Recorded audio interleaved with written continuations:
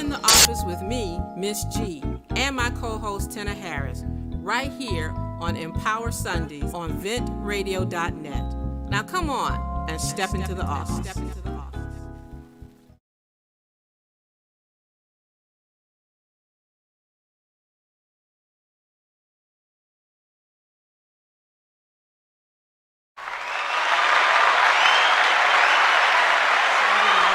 Everybody, how's everybody doing this great, beautiful Sunday morning? It's not too hot.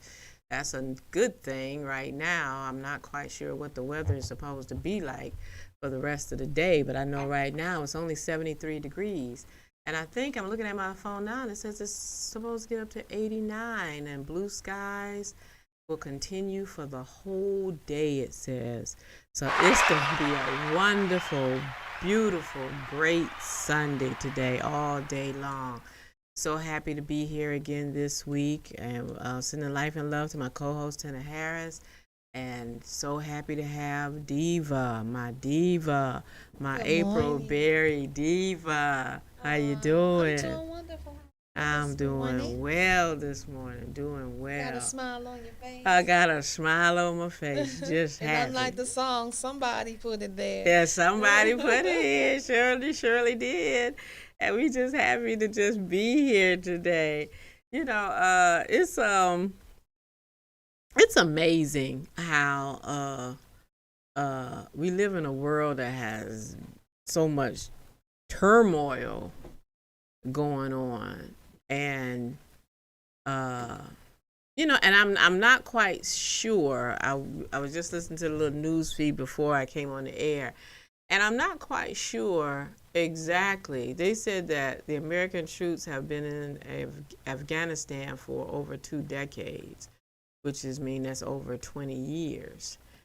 And I have yet to kind of wrap my head around exactly I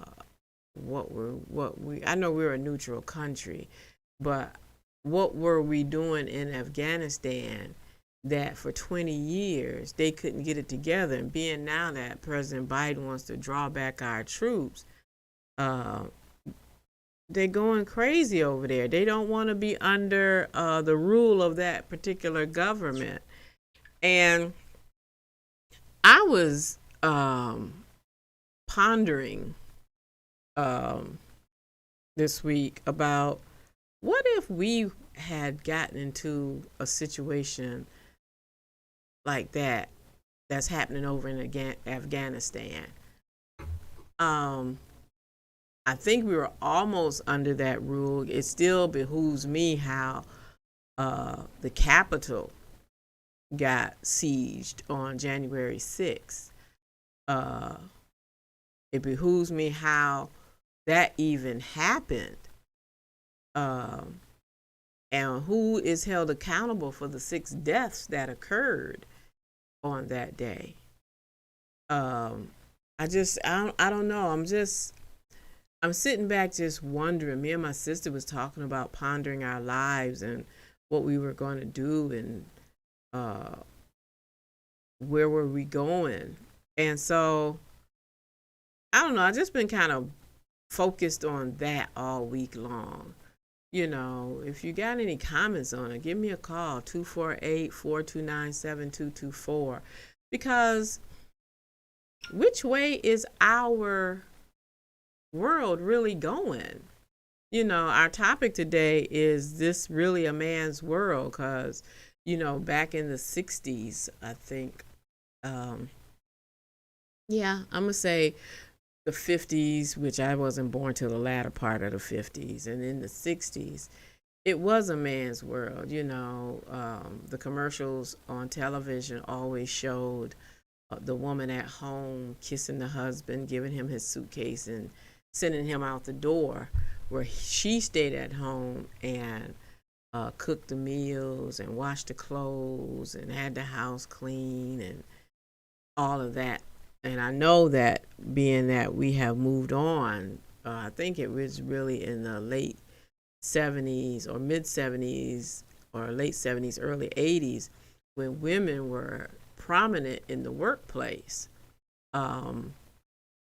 we remember the picture of the lady with the arm, Ruby the Riveter, when they actually put women in the plants to make army tanks and such, when the men went to war. And being that we have our first black, well, two things have happened. First black woman and the first woman in the White House as vice president.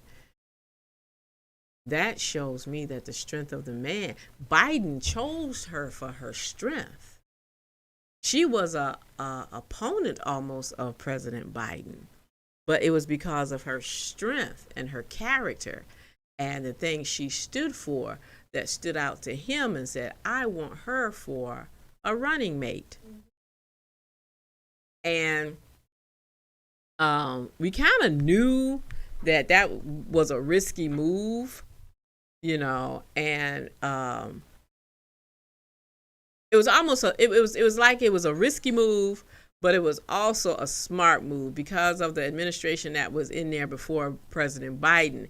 It was almost like Ronald McDonald could be his vice president, and he still probably would have won. You know what I'm saying? Ronald McDonald wouldn't even be his vice president because we already had a clown.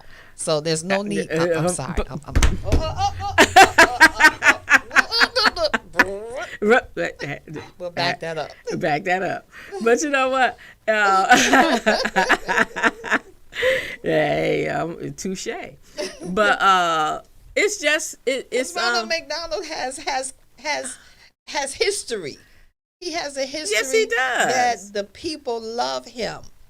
The people, you have to think about what you just said. Right. I mean, I grew up with Ronald McDonald as a little kid. And who didn't, when they was a little kid, wanted to go to McDonald's? And when I was real little, remember, they used to have the figures of Ronald McDonald. Yes. You could go and you could even meet him. If Ronald McDonald was at McDonald's that particular weekend, or you found... the kids would or beg their mother to take them to that McDonald's. And I was one of them. Because Ronald McDonald was going to be at McDonald's. I was one of them. And the fried burglar. The Hamburglar, and it was somebody else. It was another character, but it was the Hamburglar, Ronald McDonald's, and it was a bird or something. I don't know. And all over the years. I mean, he has... Well, I get what you're saying. And President Biden could have gotten Ronald McDonald. But like you said, we had a little clown in there for 4 years. Right. But we didn't want no more clowns. And although we loved Ronald McDonald... Yes. We didn't want no clowns. We didn't want no clowns. We didn't want none of that. No, we were tired. We were tired. And I think... I'm thankful to Biden because Biden believed that America needed a rest. Because you remember for a couple of weeks or whatever, he gave us a rest. He did. He gave us a peace. He wasn't on the news talking anything. He wasn't on TV saying too much of anything. I believe that he knew, okay, America need a selah. They need a break. They need a breather. A breather.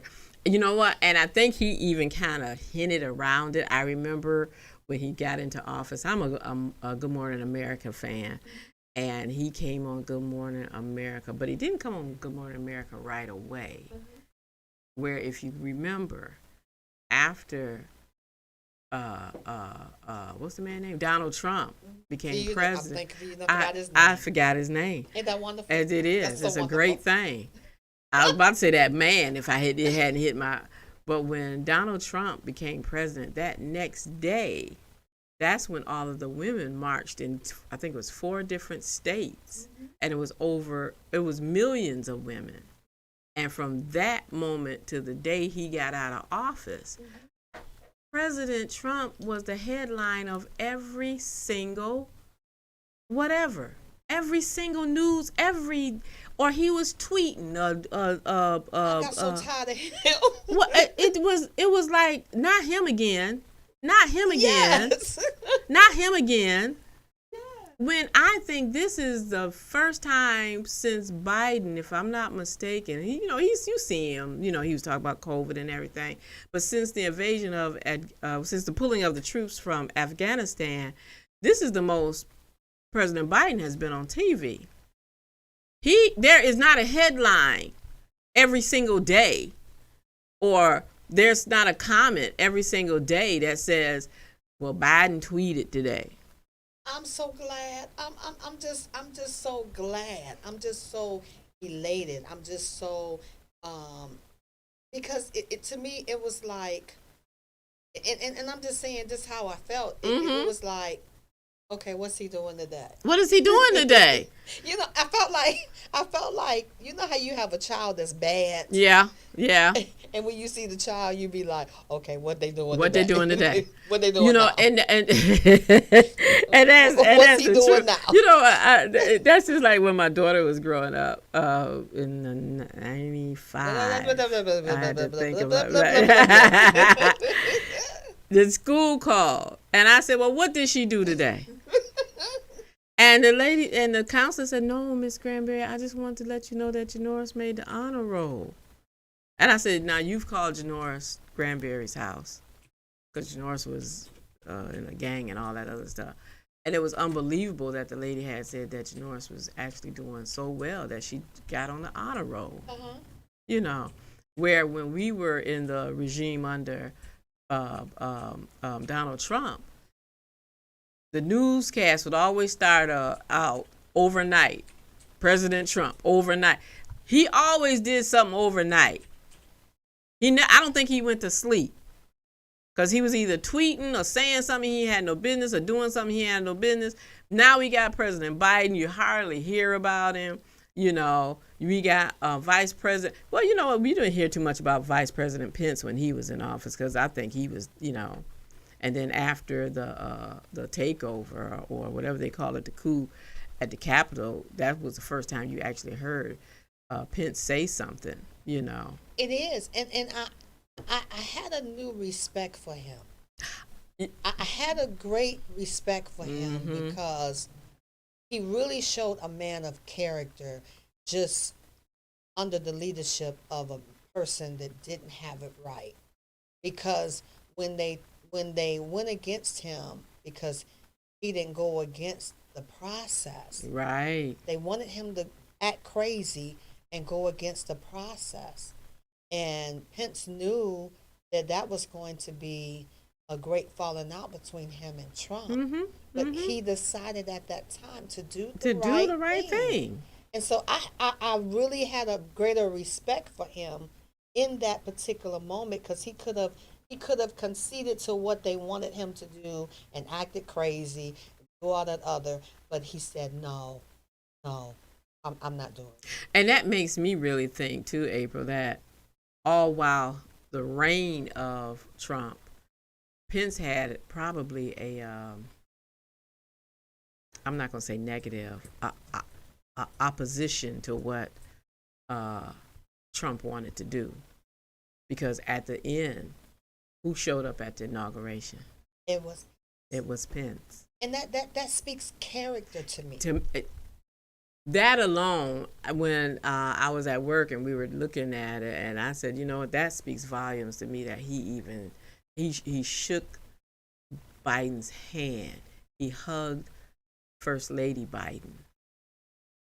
He had to step in when you had Trump on the other side of town getting on this did he go on air? No, he didn't go on Air Force One, or did he? Yeah, he went on there. Oh, that's okay.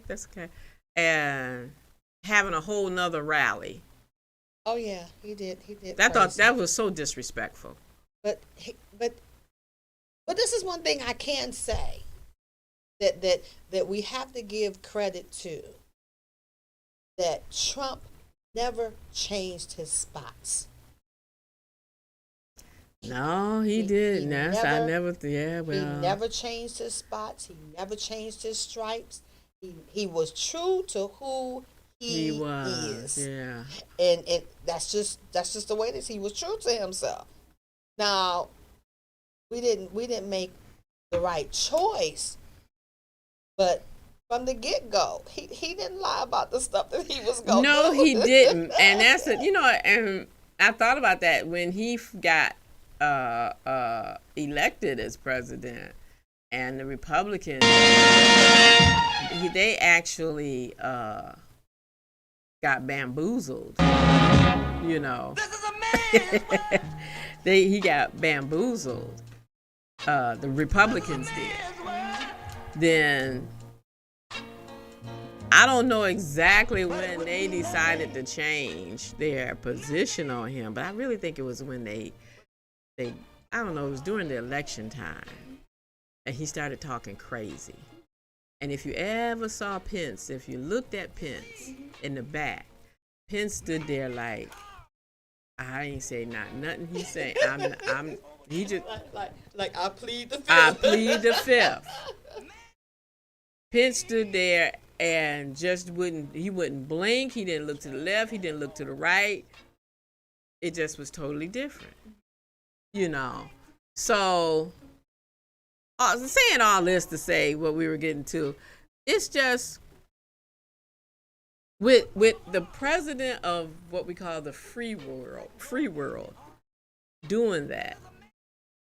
Is that what we have to look forward to with a man leading us? You think about now, even with President Biden in office, his wife is a strong force. She's her own person. She's her own person. And when they tried to take her title away from her as doctor, you know, they didn't want to call her Dr. Biden. Why don't you want to give that woman her props with stuff that she has worked for? When you got Kamala Harris as vice president, there was a little section at one time where they didn't even want to call her Vice President Harris. Why? Because of those two factors. I'm black and I'm a woman. With the women in the world now showing up, I mean, I'm going to say we, I ain't going to say that. We are showing up. You know, we're stepping in where that man has failed. The Speaker of the House, she's still Pelosi. The strength of that woman, and for the thing, the monumental thing that I will never ever forget under the reign of Trump was when he made his State of the Union address. And for respect, she stood up at the end of his address. She took his transcripts, stood there, and tore it up. Google it. YouTube it. She tore it in half and put it down and did not clap, not once. But but he was still president, and she showed respect. But after he gave his address, she stood up. Now, some of the Democrats, they stayed seated, but she was the House representative. So she stood up. That's what women are doing right now. We're standing up. We're taking the reins in corporations that men can't handle anymore. No, I'm playing Angel's House. Okay. Because I heard somebody say that possibly women are too dominant. Women are to the point they're making it seem like the man is not essential. That you have it where, has this world gotten to the point men are essential to the world? Because you got the woman saying, I can bring home the bacon, frying up in the pan, never ever forget that you a man. But they don't forgot that never ever ever forget you a man. But do you think they really? But do you think they never? Well, I don't think they never ever forget that you're a man, because I remember that commercial, and that commercial was controversial for a woman to even sing that. I can bring home the bacon and fry it up in the pan. So what's my role? They were saying, well, what's your role in the house? Why you're supposed to be at home? You have a house to clean. You have children to raise. That man is out there working. You have to make sure everything is straight for him when he walk in the door. But that commercial right there made the feminist movement or chauvinist, male chauvinist, actually kind of rise up a little more, because they were like, you're not going to be just, no. So do you think from an African American perspective, some men think that black women have like, in a sense, grabbed the bait of Caucasian world because they have become so independent of the black male that they have left the black male. That they figured, I can do this. I don't need a man. I don't need him to do da da da da da. And so we have surpassed. There's some things that say that black women have surpassed the African American man, and in a sense have left them. Just like you know how some people say, which I believe, that the reason why we're in some situations that we're in is because black men did not protect the black woman. So as a retaliation, now the black woman is like, I'm out. And, you know what I mean? Right. We're in that they don't deem it essential. Humbleness and submission and those things. Some that black men think that we don't have it. That we're not being submissive. And we're like, better catch up with me or whatever. You know. Right. And you know what? Yeah, I have a friend that actually said that he does not want his woman to make more money than he does. And I had to say, dude, what? That's a threat to you? And he said, yeah, it is. That means if she make more money than I do, I have to heed to her. But is that what it means? That's not what it means. That's not what it means. So I said, well, he is married, you know, and I said, well, does your wife make more than you? And he said, no. If she wants a job, it has to be making way less than I do. To me, that I just said, okay. I didn't want to argue with him because that's his, you know. But I bet you Stedman is enjoying his life.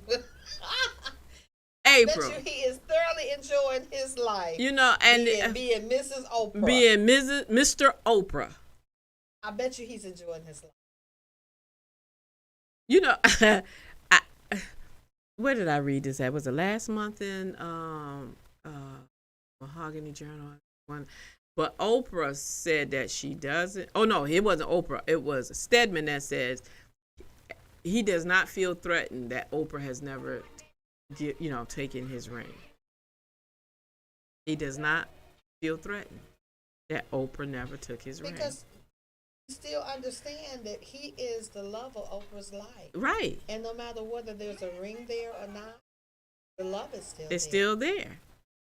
I mean, everywhere she goes, he's there. That's just like with Aretha Franklin. Remember the boyfriend of Aretha Franklin? Mm-hmm. They were not married, but everywhere you seen her, you saw him. You saw him. And if she decided to take that big old long mink off, he was right there to catch it. Right. And I thought it was so ironic that not too long after she passed. Mm-hmm.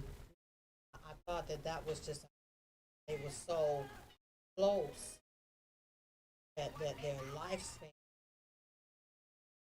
Right. It's that's what I'm saying. What's wrong with men that are threatened by the strength of a woman, by the power of a woman? Well, you got, first of all, I meant to say it. Janoris Granberry said, "Good morning, Mom." Good morning, sweetie. And Kimberly Worth says, "Grand rising." Good morning, Kimberly. You got Janoris Berry saying right in capital letters. You got Beverly Lindsay saying it's so refreshing to have an adult in. It is refreshing to have an adult in the It office. truly. I mean, Truly is. I don't know. You know what? And I think that's what everybody did. What I just did, I exhaled. I think after that swearing in, the whole world, I don't just mean United States, I think the whole world It exhaled. was like finally. Finally, this junk is over with. You know. So yeah, it's good to have an adult in office. You know, and the thing is, going back to what we were talking about, women power. Um, what I mean, and I mean, maybe I have to think on this, but if women hadn't or didn't step up, what would happen? You know, at one time there were no women in the White House administration at all. It was all men. Who was secretary? We were secretaries or gophers, you know, going to get this, or file clerks or something like that. There were no prominent women in office. What do you think would have happened if that had continued? Like some churches, obsolete. And I have an issue with it because you accept my tithes, but you want it.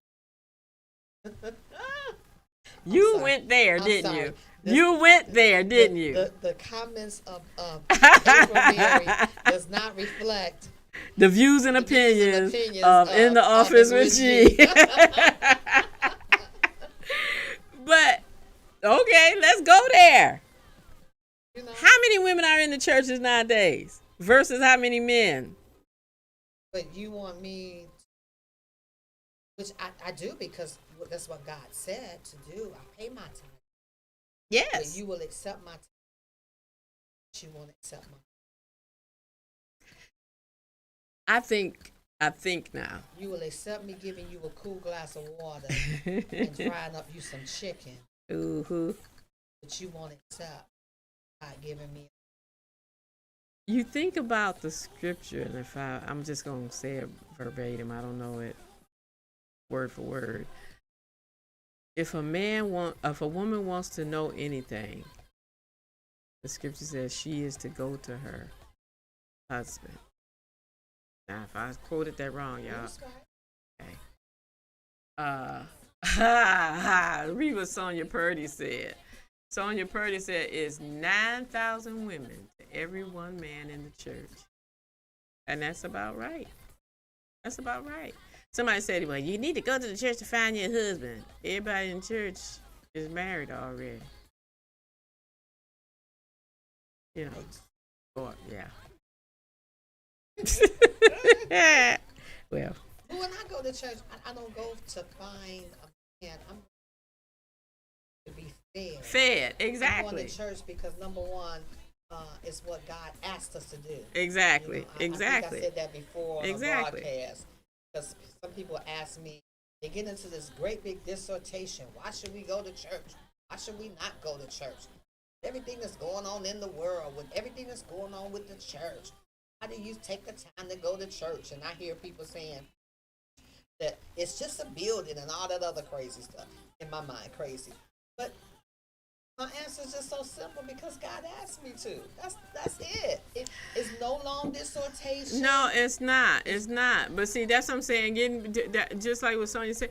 But when somebody say, "Well, if you want to find a husband, go to the church," and what you're saying, April, is true. I'm not gonna be sitting up there trying to figure out, "Oh, he look like he's single. Let me look at his ring finger, see if I ever see it."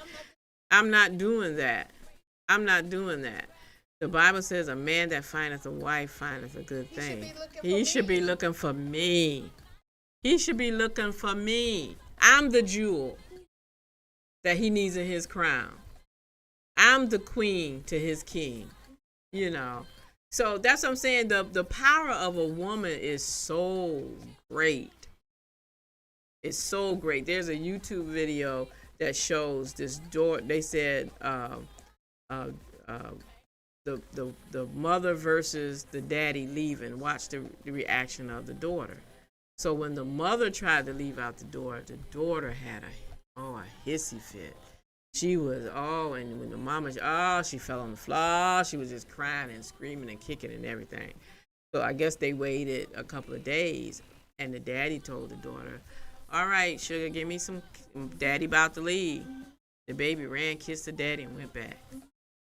You know, when I seen that, I said it depends on. I think it depends on the situation because it was the opposite. It was I could say to my son, "Okay, Augie, I'm going.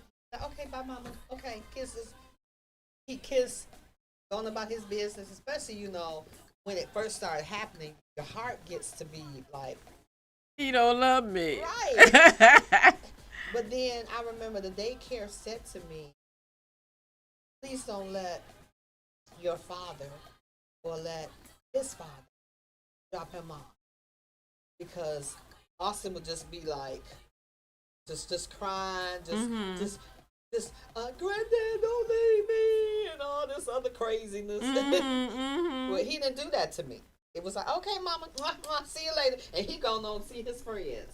Wherein that it was total the opposite, where I didn't have that. I remember even when he became a little older in elementary school, and he informed me that where I park, that I could see him walk in the school, that I didn't have to get out with him and wait with him, that I could sit right there in the car because that was his moment with his friends. Before school started. And that's only because, you know what, I guess as mothers we get to be very aware and very protective, and even when my daughter was growing up and we would be at church and she would, her dad would sit in a chair all by herself up, near the pulpit, and I would make her sit next to me, and when she would look over at her dad, she would look at me and she'd look at her daddy, she'd look at me, look at her daddy, and then she'd say, "Can I go sit with daddy?" And I would tell her, "No, sit here, be still." And she'll sit still, but and I said, "Don't start that crying. I want to go sit with daddy." And I said, "Well, go ahead on." And she'd hop her little happy behind and go around the church. He would get her and sit her right on the steps where his chair would be. And she would sit there and be patient through the whole service, would not move. And I felt some kind of way. You having a hissy fit just to come over there and sit by that man? Sit on the steps. On the steps. When you could sit in the chair on a pew with cushions. I think it depends. Even though that story, when I've seen it, talking about the impact of mother love as opposed to father love. My mom was like, that's not the case for every child. It's not. It's really not. Because with my son, like I said, bye-bye, see you later. Right. Said, well, can they get a hug? Okay. And he would rush. Okay, gotta go. In his mind, he like, you're stopping me from having fun. And my friends is over there. Exactly. And my friends is waiting for me. And so I need for you to get a grip, Mama. I can look on his face and say, Mama, I need for you to get a grip, and I will see you pick me up. But versus your father. Versus my father, he would just, oh, Granddad, why you leaving me? And Granddad, and it would just be crazy. So even in picking him up, I remember the biggest hurt my father had. Father's grown. He's had all type of situations, all type of issues. But the biggest hurt that he had was my father worked early morning. And so he got off at like 30. Okay. So what he would do, he would go pick up my son from daycare with my son. Right, And right. so what happened was one work late. So he called daycare, picking up Austin.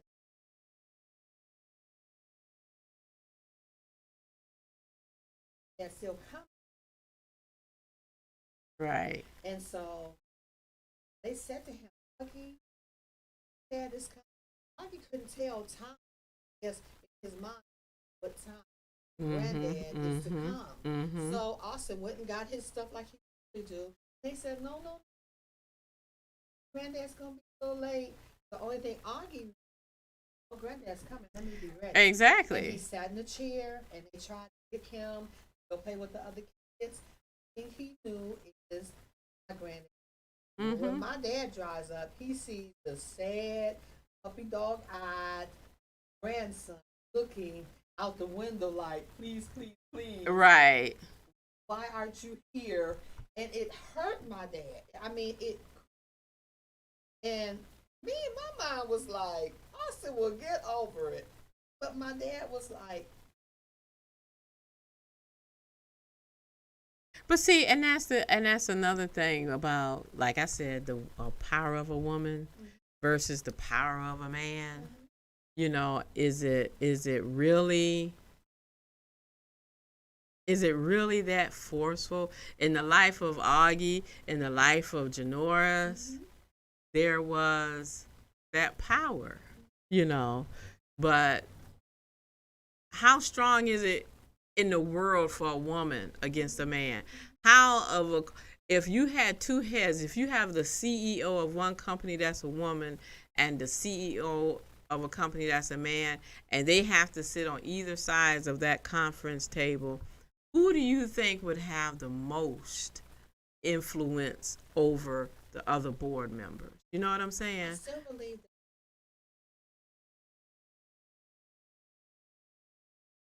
that women is still a known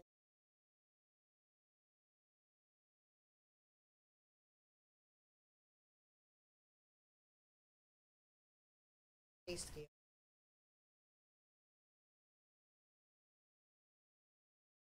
But that's the problem that I'm having. They both got degrees. Can have the same degree, really, have the same merit, but yet and still you will pay that woman less because of her gender. Because I'm a woman, you feel like I'm more emotional. I don't know how to detach from the reality of something to just the imagination of something. When don't men do that every day? Every day. They do it every solitary Every day. day. They do it every day. They don't do it. And it's acceptable. It's acceptable. Because I remember one time I was at a meeting at the job, and this guy, he was a director. He got angry about two papers. I mean, two papers, and he walked out the door. And my mom was like, that was a woman, resources Would have been in there would and have been knocking up. yeah, yeah. Come on Come with on, us. come on, come on. You know, grab a bank box right over there and put your stuff. You know, that's what I'm Right. saying. So, what is the difference between that power that a woman has and that power, that same power that a man has? Because I wear a bra and he wear a wife beater. Because You know, this, it this is may. this is my disclaimer. This has Okay, nothing your to do, disclaimer. because I think men have periods too. They do. They just don't have They the do. physical. It was on the news just It, this I past think they have their time Wednesday. of the month. They do. They have menstrual. Not menstrual. They have what women go through, change of life. I believe that. I Men truly have believe change that. of life just like women. I believe So they have their therefore, time of the month. I'm telling you, and they have it all at the same time. I mean, it just seemed like, oh, well, you acting, oh, well, it's You want that to say you need a Midol? you- uh, Midol is not your choice. Tylenol, Tylenol, Advil. something, Excedrin, it don't matter. But that's what I'm saying. It's just behooves me that we live in a society that does not recognize that women have the same strength. They always said, if you looked at the movie Air Force One, yeah, with Harrison Ford I love that. and Glenn Close, and she's the vice president. The president, the plane has been taken over, Madam Vice President. What do you want to do? And everybody, the Joint Chief of Staffs and everybody trying to force her. Well, sign over, sign over. You know, he's compromised. You know, you can't be emotionally now. You got to sign it over. And she took the pen and she was just about to sign and she said no and pushed it away. But that's the mindset that the world has, that we will get so emotional that we won't rationally think things out. And I'm being honest. I don't know where that came from, because even in the Bible, you know, because I have this thing where people say that women are emotional. No, people are emotional creatures. Yes, that's just the way I. That's just the way it is. Emotions aren't gender specific. Just like sin isn't gender specific. Sin Right. is gonna get whoever Right. is willing. Right. Emotions will get whoever is willing. Just like in the Bible, when you read about Deborah, read about the fact that the taker, she didn't ponder when the enemy was in her camp. She went ahead and handled whatever she needed to handle to get rid of that enemy. Exactly. She went, oh my God, what am I going to do? Oh my! She didn't do none of that. Nope. Even when we seen the enemy at work, seen Delilah, when he was captured, you didn't hear her pondering, you didn't hear her crying, you didn't hear nothing. When Sarah felt the Lord coming after her husband, because her husband did not circumcise their child, and God had told him, you have a certain time of day, you have a certain time span to circumcise your child. The Bible, God became angry. Yeah. And God was coming after Abraham to take care of him.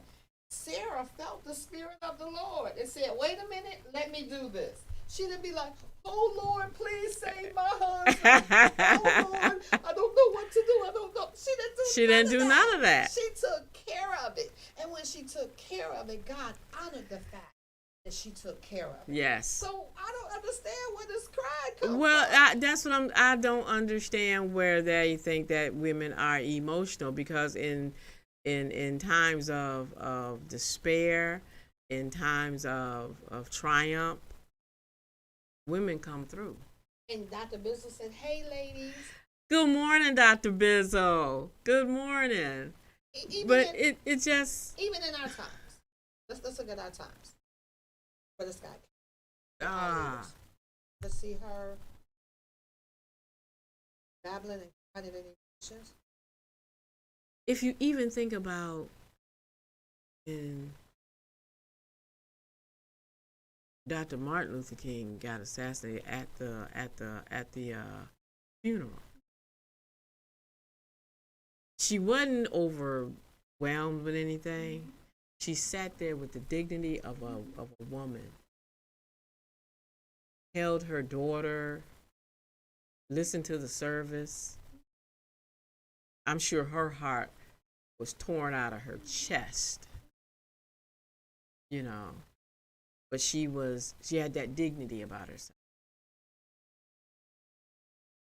We as women, black women, white women, Hispanic women, Indians, we're holding it down. I work for a doctor's office where 2 prominent black women are doctors. And are they no, that's, and are they like, I don't know. That one patient came out and said, I just love my doctor. She gonna tell it like a TI is. And she not trying to hurt my feelings. She trying to save my life. Whether or not people want to believe it, that's all women are doing each and every day, is saving somebody's life. Whether it be their family, whether it be their job, they're saving somebody's life.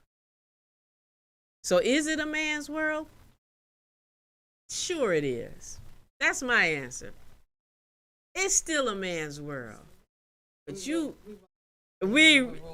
that's it. We're We regulate. No, I say we're not regulating. I believe that God has see that Okay. God has given us, where we didn't have a seat at the seat was, but God now has us.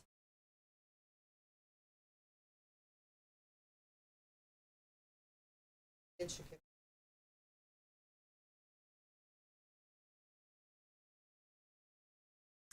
And that's going to bring us to our daily bread.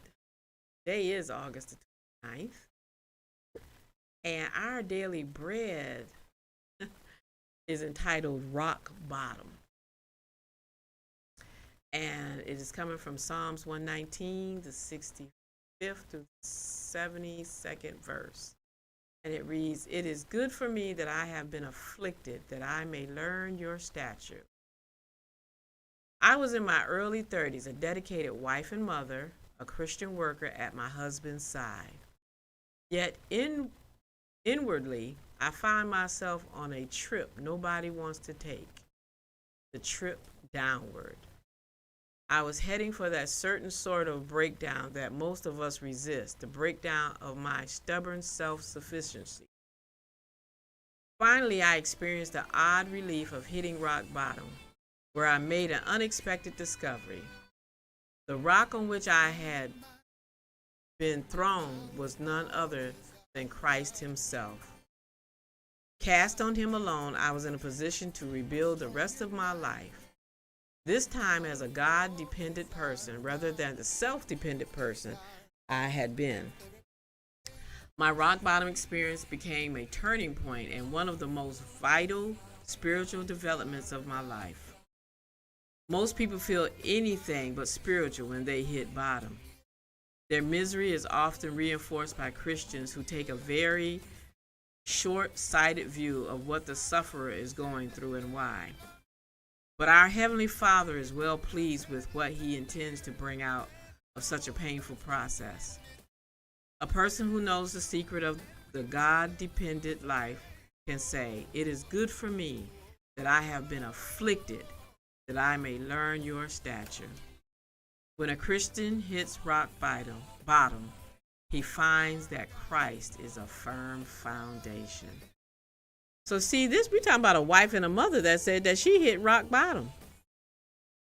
But when she hit rock bottom, or the rock of which she thought was thrown, was none other than Christ himself.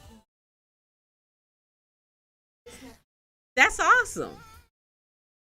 People will throw stuff at you or come at you some kind of way, and you try to figure out, well, how should I retaliate? But as they're throwing all their little fiery darts and saying all their different things, you think about, well, okay, the Bible speaks of all these fiery darts and stuff, but I was supposed to put on the whole armor anyway.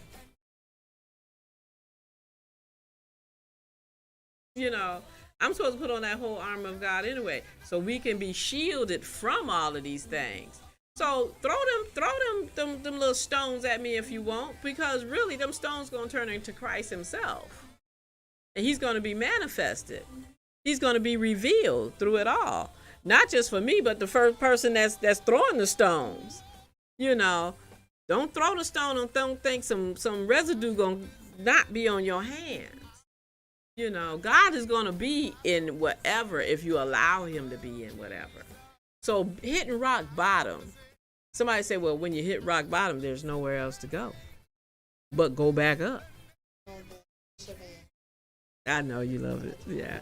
He's a phenomenal. Yes, he is. Yes, he is. He preached a sermon one time, and you hit rock bottom. That's when you're at the bottom.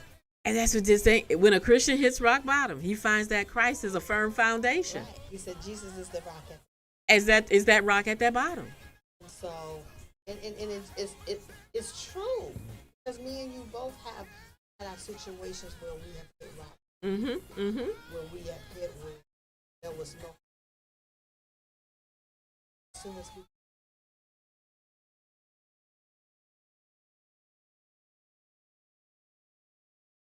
rode up to the top, and my dad would always say, "No matter what, cream rises to the top." what you do. You know, that's when it says, no matter what happens to that cream. It reminds me of a story of this little boy. He loved playing in the forest and such. And his mother and father warned him, now don't go past those line of trees because there's ditches and holes. We don't know how they got there, but they're there. And he didn't listen to his mom or dad. And he went past the line of trees and he fell into one of the ditches. The mother and father sent out, people to look for. They never thought that he would go past the trees, or they sent out searchers to try to find him, and they didn't find him, and so they gave up hope. The little boy cried and cried and cried and yelled and yelled and yelled, and then it started to rain. And all this little boy could think of was, this ditch is going to fill up with rainwater, and I'm going to drown. So sure enough, it rained just as hard, and the water started rising, and then it rose to where his feet no longer touched the bottom of the ditch. So he started treading. It continued to rain. He still was treading water. It continued to rain. But then all of a sudden he noticed the water is filling the ditch up, and I'm getting closer to the top. And it rained so much so that he finally treaded, and he was maybe like a foot and a half away from the top. And he actually climbed the rocks and got out of the ditch. And when he ran home, and his mom and dad gave up hope, they was getting ready to just have a little memorial for, and their son walked in the door and said, "Mommy, I'm home." That's the thing. We fall in a ditch and think this is the end. But God will find a way. All you got to do is keep treading water. When God fills up that ditch, all you got to do is keep treading water. That is wonderful. And you're going to get out of that ditch. Yeah. So no matter what you're going through, don't give up. And you have Helen Gates to say, our haters are elevators. Push you to the next level. Yes, exactly. They are.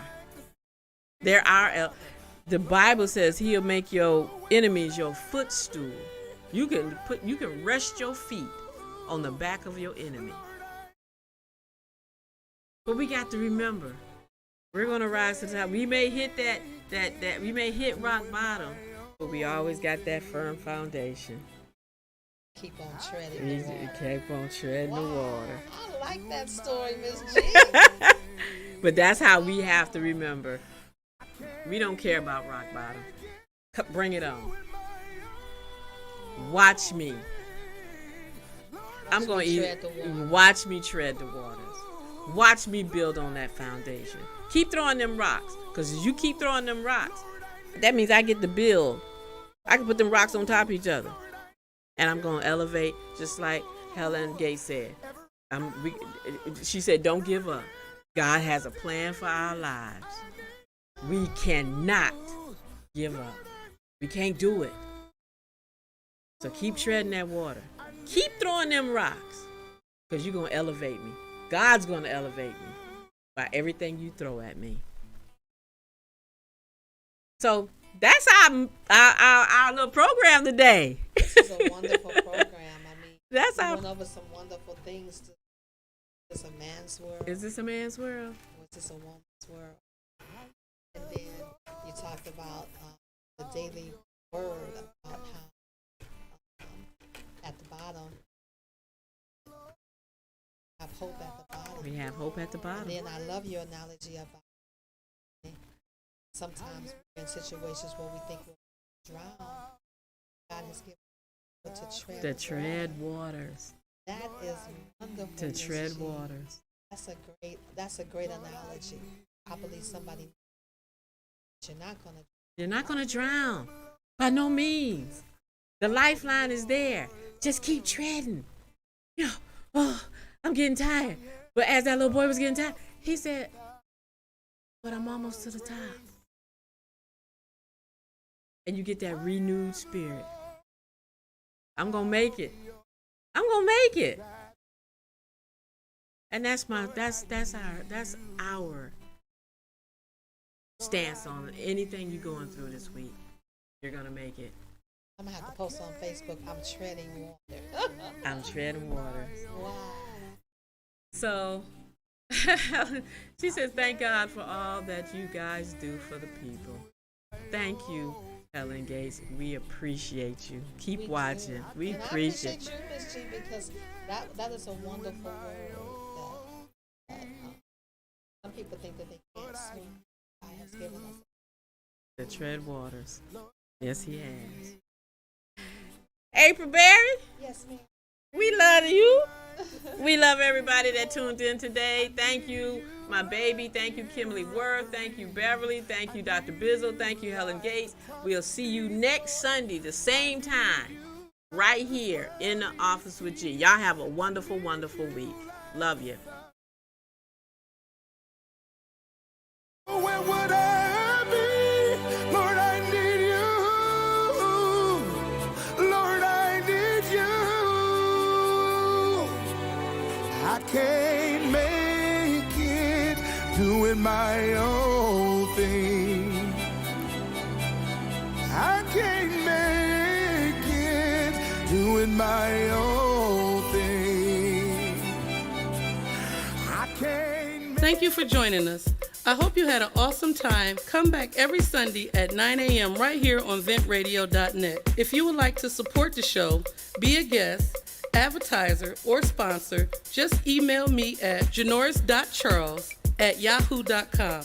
You can also cash at me at $Miss Granberg or call the station at area code 404-594-4772. Share the show and send your friends to the office with Miss G. See you next time.